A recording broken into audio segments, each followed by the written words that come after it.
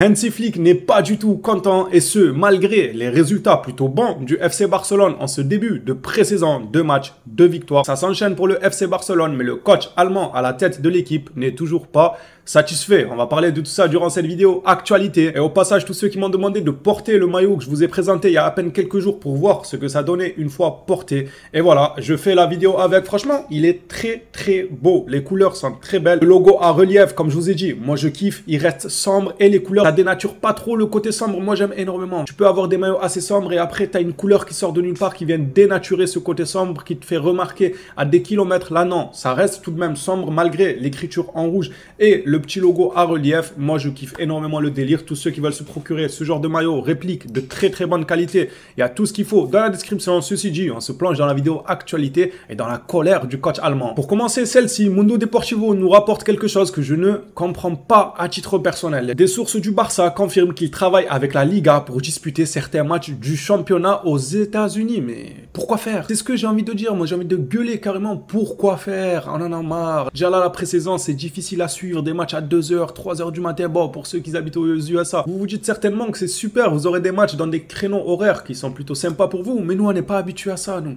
on est habitués à nos matchs à 16h, à 19h, à 21h, à 22h même parfois. Au cours de la journée, au cours de la soirée. Mais pas à 2h du matin. Nous, on ronfle. Pour la plupart, on ronfle. Ça y est, on a quitté le chômage, les gars. Et phénomène, que pensez-vous de cette information-là? Est-ce que pour vous, ça peut être intéressant ou pas? Moi, ça m'intéresse zéro. Pour être clair avec vous, je veux absolument pas voir ça. Après, si maintenant, ils commencent à dire oui, c'est pour faire de l'argent ou bien le temps que le Camp Nou soit rénové et tout, bon, on acceptera les décisions du club, mais là, ça ne me fait pas plaisir, moi, ce genre d'informations. Victor Roque a une nouvelle fois rejeté une offre d'un club d'Arabie Saoudite. Fabrizio Romano confirme aujourd'hui que Victor Roque a rejeté une nouvelle offre d'approche d'El Hilal au cours des derniers jours. Je m'y attarde pas, c'est une information qu'on voit passer assez souvent. J'ai donné raison à Victor Roque à plusieurs reprises, non pas parce qu'il est étincelant avec le Barça, mais parce qu'il est jeune et c'est dommage d'aller en Arabie Saoudite. Il a raison de refuser l'Arabie Saoudite. On verra jusqu'à quand il pourra les refuser. Quand ils le blenderont de millions en salaire, peut-être que ça va lui faire tourner la tête. On suivra ça de très près. Marc Bernal a déclaré quelque chose hier après le superbe match du FC Barcelone. Il a parlé de lui et son collègue, même son voisin sur le terrain qui mène un double pivot. Marc Bernal a déclaré sur son entente avec Marc Casado. L'année dernière, nous nous comprenions déjà très bien sur le terrain. Au final, jouer une année ensemble et partager tant d'expérience nous a permis d'avoir une relation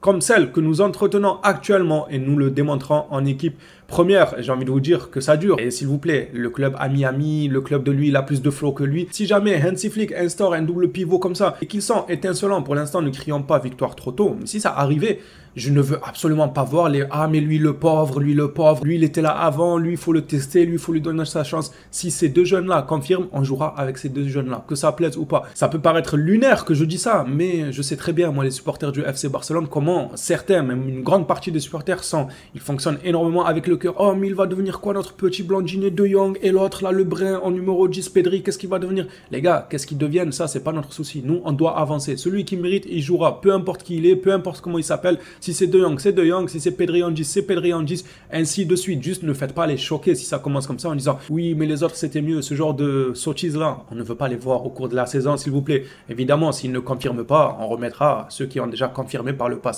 Et confirmer, c'est un bien grand mot carrément. L'information gag de la journée, c'est celle-ci. Ancien Blaugrana, Braithwaite, il vous a manqué ou pas? Je sais même pas si je prononce bien son blaze, mais il vous a manqué ou pas, les gars? L'ancien. Mécontent de la manière dont il a été jeté par l'Espagnol de Barcelone, le joueur envisage de quitter ce club et racheter le club. Oh, il est rancunier. Oh, il est rancunier. Pour ceux qui ne savent pas, Braithwaite, c'est l'un des gars les plus riches de la planète. Il pèse très lourd quand on parle d'argent. Attention à ce que ça ne soit pas que de simples rumeurs et que le joueur envisage réellement de racheter le club. On suivra ça de près. C'est assez marrant, c'est dire à quel point la rancœur, elle doit être très haute pour qu'il envisage de réagir comme ça. Pour terminer cette vidéo actualité, et oui, aujourd'hui, pas d'informations sur Nico Williams, pas d'informations sur Olmo. C'est pas plus mal parce que c'était que des informations réchauffées. On va finir par une déclaration incroyable de Hansi Flick. On a posé la question d'Hansi Flick, qu'est-ce qu'il pensait un peu débuter par une victoire contre City, une victoire contre le Real? C'est pas tout le temps qu'on peut voir ça, évidemment, c'est des matchs amicaux, les gens font tourner et tout. D'ailleurs, City, j'ai vu pas mal de jeunes joueurs super intéressants de leur côté aussi, très prometteurs, mais c'est pas le sujet, on va pas s'éparpiller. Hansi Flick a répondu, au lieu de dire Comme un certain monsieur là qui était au Barça il y a quelques temps. Oui, on a géré, oui, ça. En fait, ce qui me tue dans ce communiqué, quand je le compare au communiqué de Xavi, c'est que c'est même pas le jour et la nuit, c'est pire. C'est l'année et le jour, c'est la décennie et le jour, c'est le siècle et le jour. Ça a rien à voir, les gars, c'est pas le jour et la nuit. Ils jouent même pas dans la même cour. Rien qu'en termes de déclaration, Hansi Flick a déclaré gagner contre City et le Real Madrid.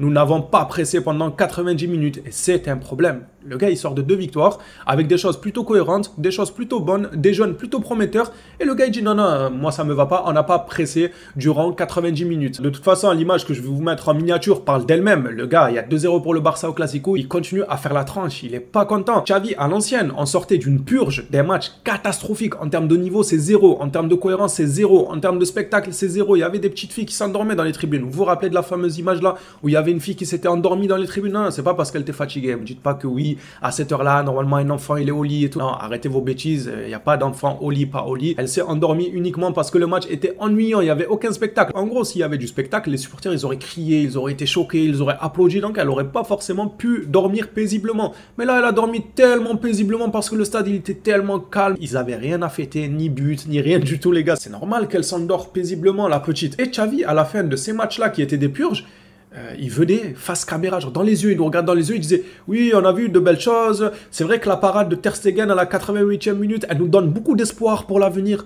Mais mettez juste une déclaration de Xavi, une de Hansi Flick côte à côte et s'il vous plaît, faites juste la comparaison. Comment c'est lunaire. Il y en a un qui te gagne 2 matchs face à 2 des plus grandes équipes mondiales. Ça reste un amical, évidemment. Faut toujours le préciser avec certains.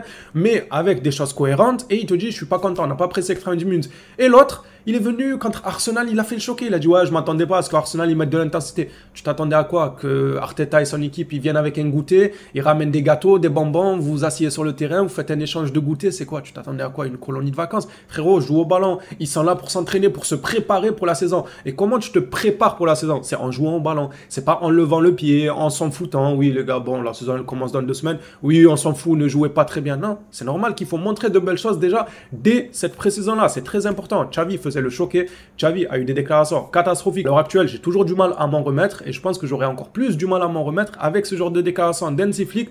Parce qu'à chaque fois qu'il va faire des déclarations incroyables comme celle-ci, eh ben, je vais repenser aux déclarations honteuses de Xavi. Voilà, que vous le vouliez ou pas, je sais qu'il est parti, qu'on a tourné la page et tout. Et je suis toujours choqué, moi, par l'audace qu'il avait de venir en conférence de presse et de nous dire oui, il y a de l'espoir pour l'avenir. On a vu 10 passes. Je crois qu'on a réussi à faire 10 passes à un moment donné sur le terrain. Bah, c'était suffisant. C'est très bien pour l'avenir. C'est bon, à un moment donné, il est temps pour nous de bien manger avec un coach qui parle bien et sans langue de bois. Les phénomènes, sur ce, cette vidéo actualité s'achève ici. Dites-moi ce que vous en avez pensé. Est-ce que pour vous, cette différence-là de déclaration entre l'ancien coach du Barça et le nouveau coach, ça vous choque ou pas du tout? J'ai hâte de lire vos commentaires. On s'attrape à la prochaine vidéo. D'ici là, prenez soin de vous, les Blaugrana.